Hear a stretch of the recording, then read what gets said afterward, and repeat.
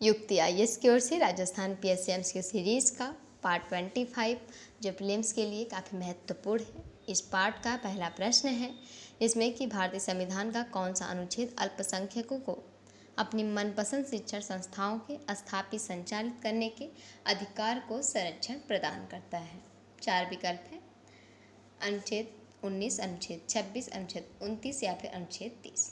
तो भारतीय संविधान का अनुच्छेद 30 लास्ट वाले विकल्प से हो जाएगा 30, जो कि अल्पसंख्यकों को अपनी पसंद की शिक्षण संस्थाओं की स्थापना और प्रशासन करने का अधिकार प्रदान करता है।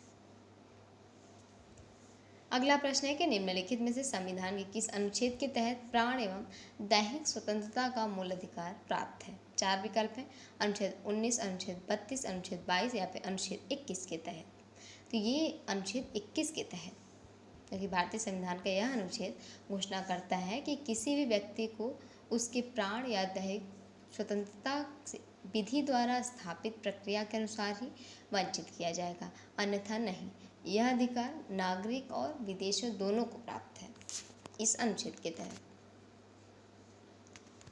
इस पाठ का अंतिम प्रश्न है कि संघीय मंत्रिपरिषद के बारे में निम्नलिखित में से कौन सा कथन सही नहीं है। 4 विकल्प है, मंत्रिपरिषद का प्रमुख प्रधानमंत्री होता है। राष्ट्रपति अपने कार्य निष्पादन करने में मंत्रिपरिषद की सलाह से बंधा होता है। मंत्रिपरिषद द्वारा दिया गया परामर्श न्यायिक समीक्षा के अधीन होता है, या फिर किसी परामर्श पर पुनर्विचार करने के लिए राष्ट्रपति मंत्रिपरिषद से कह सकता है। 4 विकल्प थे, सही विकल्प हो जाएगा इसमें से ऑप्शन सी। संघीय मंत्रिपरिषद के बारे में अगर कहें तो मंत्रिपरिषद द्वारा दिया गया परामर्श न्यायिक समीक्षा के अधीन होता है। राजस्थान पीएससी की सीरीज के अगले महत्वपूर्ण प्रश्नों के लिए युक्ति आईएएस के साथ जुड़े रहें। धन्यवाद।